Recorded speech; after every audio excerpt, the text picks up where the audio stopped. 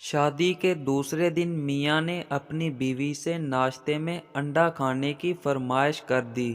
بیوی نے خوشی خوشی آملیٹ تیار کر دیا، مگر تنقیدی شوہر نے اعتراض لگایا کہ انڈا تو اچھا ہے، مگر میرا دل تو فرائی انڈے کا تھا۔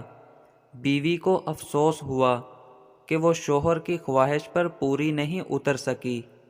اگلی صبح بیوی نے شوہر کے کہنے سے پہلے ہی فرائی انڈا پیش کیا تو تنقیدی شوہر نے پھر سے تنقید کر ڈالی کہ بیگم انڈا تو اچھا ہے، مگر آج میرا دل آملیٹ کھانے کا تھا۔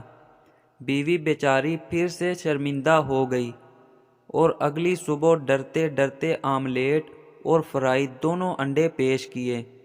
شوہر تو تنقیدی تھا، اس نے دونوں انڈے غور سے دیکھے اور ناراض ہوتے ہوئے کہا، بیگم میری اپنی رائے اور پسند پر تم کبھی نہیں اتر سکتی۔